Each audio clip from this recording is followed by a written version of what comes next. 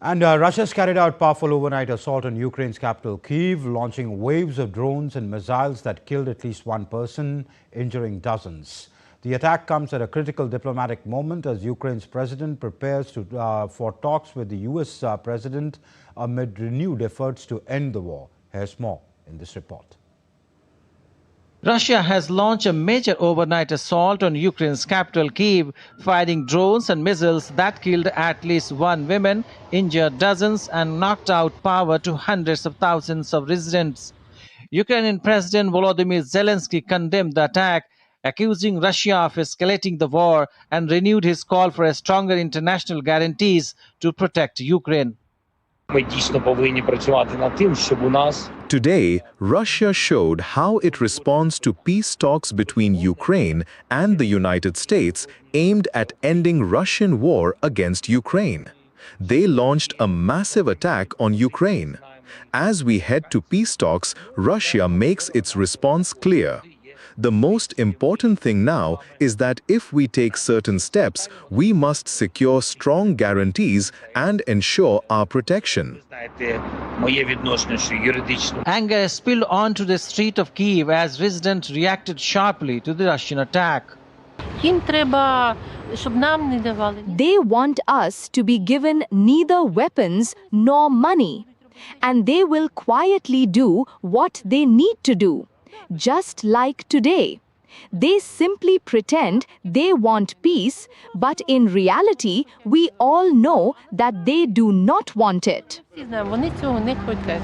The strike comes as President Zelenskyy prepares for high-stakes diplomacy. He is set to meet US President Donald Trump in Florida on Sunday, where Zelenskyy says he hopes to find common grounds and a peace framework to end Russia's war.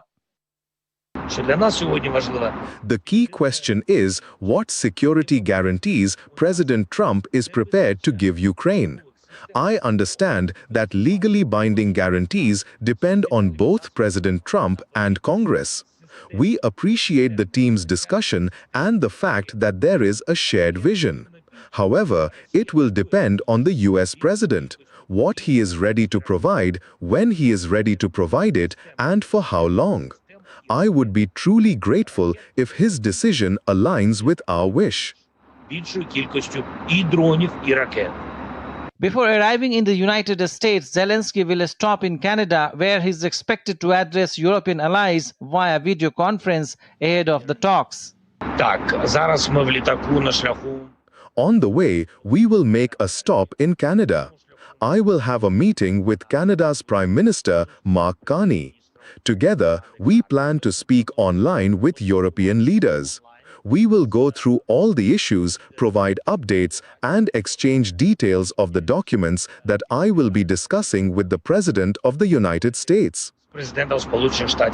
Meanwhile, Russia has accused Ukraine and its European partners of attempting to derail US-led peace efforts. Moscow rejected the Ukrainian proposal presented this week, calling it fundamentally different from the next previous discussed with Washington. Attention now shifts to diplomacy, with Ukrainian President Zelenskyy set to meet US President Donald Trump in the coming days. Whether dialogue can gain traction amid escalating violence remains the central question, as the conflict shows no sign of easing on the ground. Bureau Report, DD India.